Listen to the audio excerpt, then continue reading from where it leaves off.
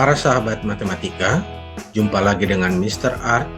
Kita akan lanjutkan pembahasan segi empat tali busur, dan kali ini menyangkut pembuktian dan penggunaan teorema Ptolemy atau Ptolemeus pada segi empat tali busur.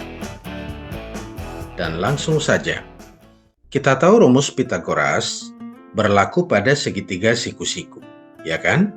Misalnya segitiga siku-siku seperti gambar ini. Panjang sisi segitiga ini dinyatakan dengan A, B, dan C. Dan di sini C ini adalah sisi miringnya ya. Maka berlaku A kuadrat tambah B kuadrat sama dengan C kuadrat. Ya kan? Dan coba kita lihat pada gambar. Dengan sisi A dan B, kita bentuk segi empat siku-siku, maka dapat kita lihat A kuadrat ini mempunyai arti A dikali A. Dan B kuadratnya adalah B dikali B, dan C kuadrat adalah C dikali C. Jadi pada persegi panjang berlaku jumlah dari hasil kali sisi berhadapan sama dengan diagonal kali diagonal. Jadi pada gambar ini A dikali A ditambah B dikali B sama dengan C dikali C. Tentu sifat ini tidak berlaku pada segi empat sembarang. Sifat ini berlaku jika jumlah sudut-sudut berhadapan pada segi empat tersebut adalah 180 derajat. Dan itu berarti segi empat yang memenuhi rumus ini harus merupakan segi empat tali busur lingkaran, ya kan? Jadi seperti pada gambar ini, misalkan panjang diagonal utamanya adalah E, dan panjang diagonal sampingnya adalah F. Maka untuk setiap segi empat tali busur ini berlaku A dikali C ditambah B dikali D sama dengan E dikali F. Bagaimana pembuktian rumus ini? Mr. Art Junior berikut ini akan menjelaskannya.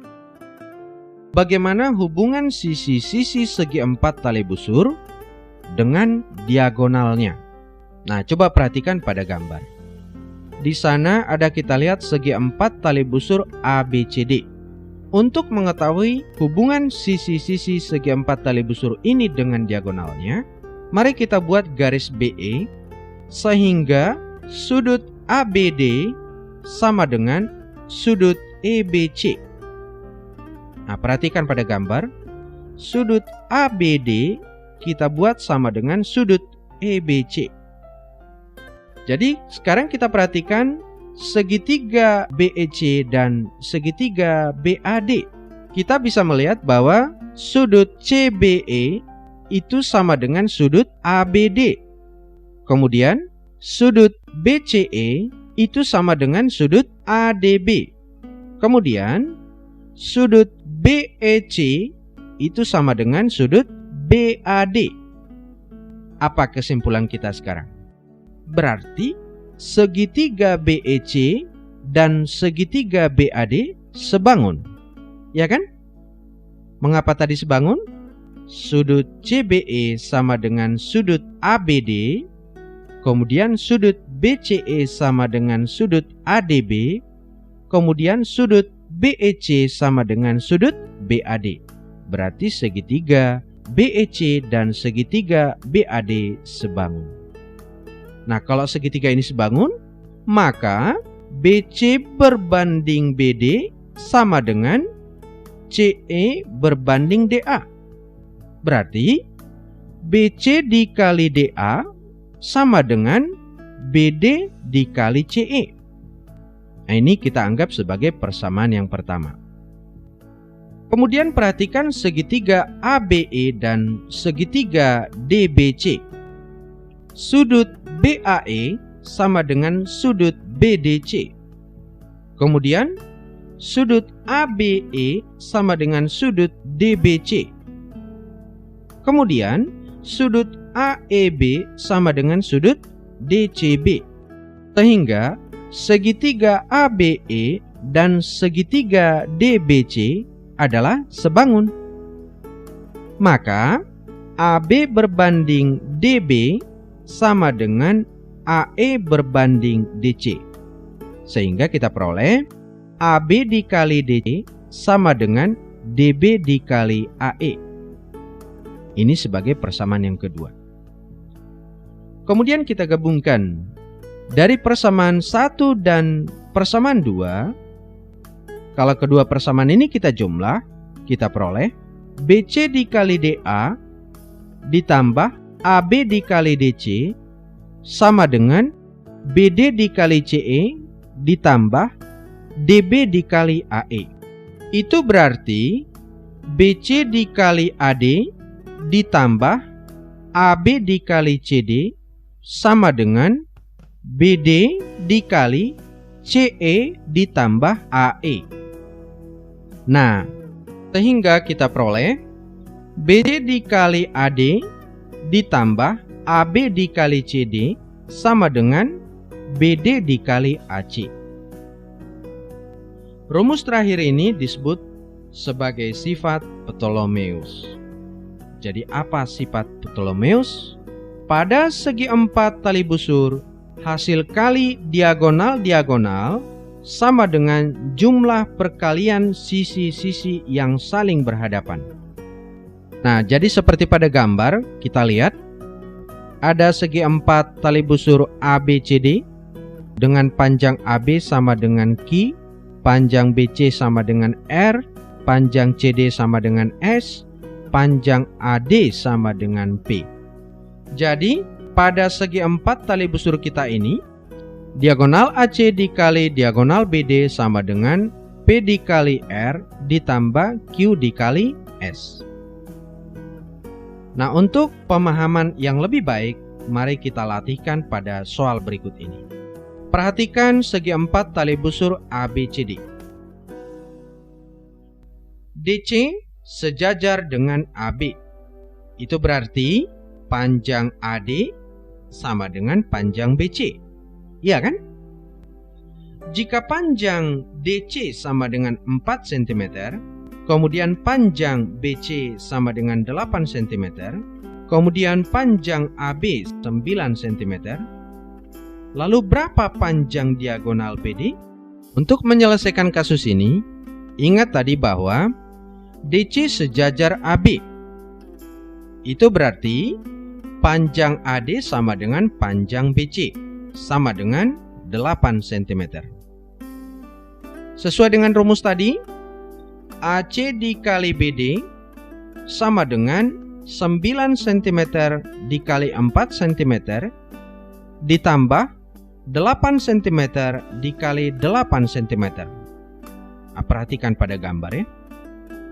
Jadi sama dengan 36 ditambah 64 cm kuadrat. Jadi AC dikali BD sama dengan 100 cm kuadrat.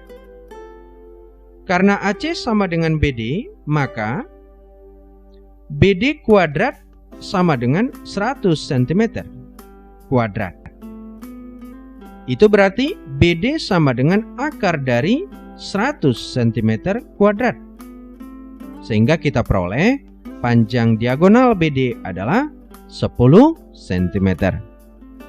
Bisa ya?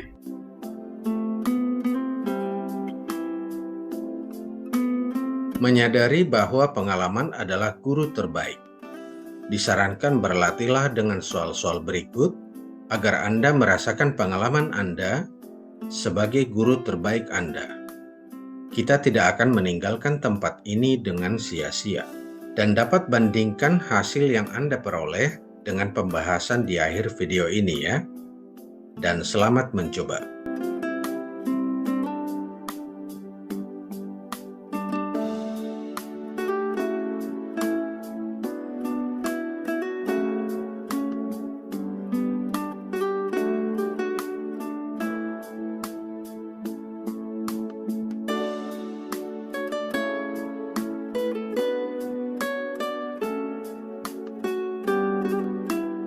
Bagaimana?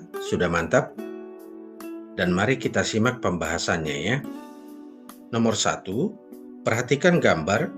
Jika segitiga ABC adalah sama sisi, panjang BD sama dengan 4 cm, dan panjang CD sama dengan 5 cm, maka panjang AD adalah, oke mari kita bahas. Diketahui segitiga ABC sama sisi. Jadi, Bisa kita misalkan AB sama dengan AC sama dengan BC sama dengan P ya. Di soal diketahui BD sama dengan 4, CD sama dengan 5. Dengan rumus Ptolemy, BD kali AC, yaitu perkalian dua sisi berhadapan ini ya, ditambah CD kali AB sama dengan AD kali BC, yaitu diagonal kali diagonal. Jadi perkalian sisi yang berhadapan 4 kali P ditambah 5 kali P sama dengan AD dikali P. Ini bisa kita sederhanakan, 9 kali P sama dengan AD dikali P. P-nya boleh kita coret ya. Jadi AD-nya sama dengan 9 cm. Gampang ya. Nomor 2, titik A, B, C, dan D terletak pada sisi lingkaran, sehingga keempat titik ini membentuk bangun layang-layang dengan AD sama dengan CD sama dengan 8 cm dan AB sama dengan BC sama dengan 13 cm. Luas layang-layang ABCD adalah, luas layang-layang itu kan sama dengan diagonal kali diagonal bagi 2, ya kan? Sementara dari rumus Ptolemy kita tahu AC kali BD, yaitu diagonal kali diagonal ini, sama dengan AB kali CD, perkalian sisi yang berhadapan ini ya, ditambah AD kali BC. AD dan BC juga berhadapan ya.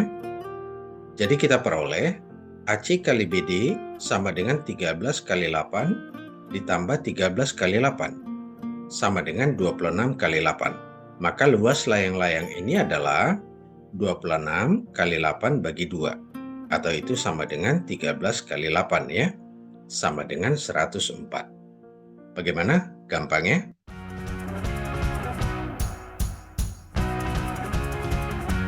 Dan cukup sekian perjumpaan kita kali ini. Art Matematika menyampaikan terima kasih untuk para sahabat matematika. Semoga ini bermanfaat dan sampai jumpa.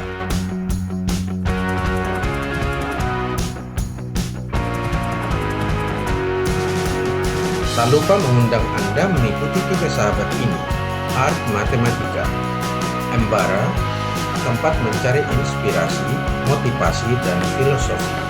Kalkulus membahas keterbatasan dimensi kita. Semoga bermanfaat. Sampai jumpa.